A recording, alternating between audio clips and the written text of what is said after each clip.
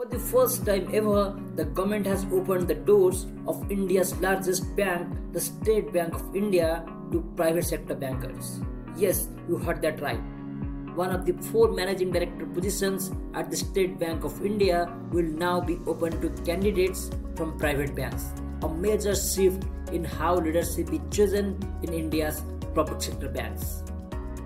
The Department of Financial Services under the Ministry of Finance recently issued new consolidated guidelines for appointing top executives including chairpersons, managing directors, executive directors and CEOs in public sector banks and insurance companies. The Appointments Committee of the Cabinet has approved these revised rules, and they mark a turning point in India's public banking system. Under these new norms, private sector candidates applying for the SBI MD post must have at least 21 years of professional experience with 15 years in banking, either 2 years of board level experience or 3 years at the highest level below the board, and a minimum residual service of 2 years, since the retirement age of SBI MDs is fixed at 60 years.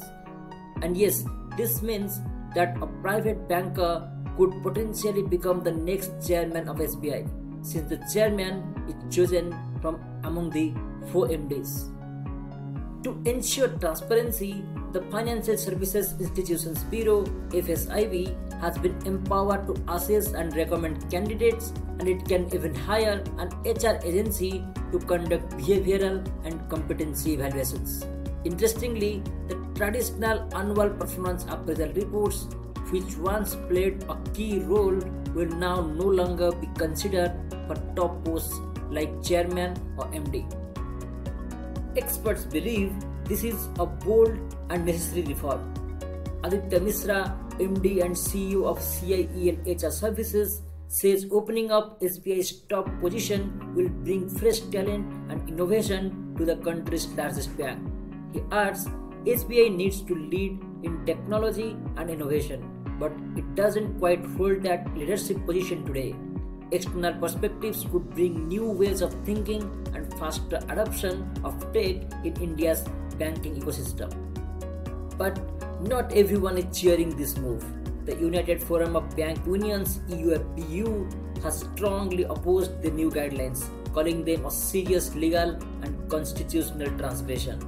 According to the UFBU, the Appointments Committee orders issued on October 4, 2025 were made without amending the core banking statutes such as the State Bank of India Act 1955 and the Banking Companies Acts of 1970 and 1980.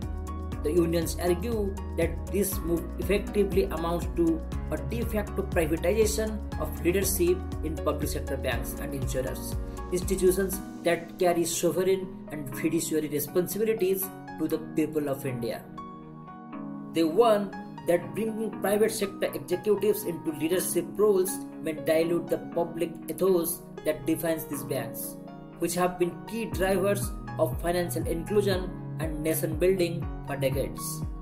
The forum said this unilateral policy shift dismantles the historic model of career-based succession in PSBs and converts leadership roles into open market appointments. UAPU further argued that such changes cannot be made through executive orders. They require parliamentary debate and statutory amendment. They reminded that even past experiments like deputing IAS officers to SBI management failed due to lack of domain expertise and internal resistance, and warned that reopening such routes might repeat the same mistakes. So, is this a long overdue reform to bring innovation and efficiency to India's banking giants, or is it a quiet step towards privatizing leadership in public institutions built on national trust? Only time will tell which way India's banking leadership reforms will tilt. But one thing is clear, the line between public and private in Indian banking is beginning to blur.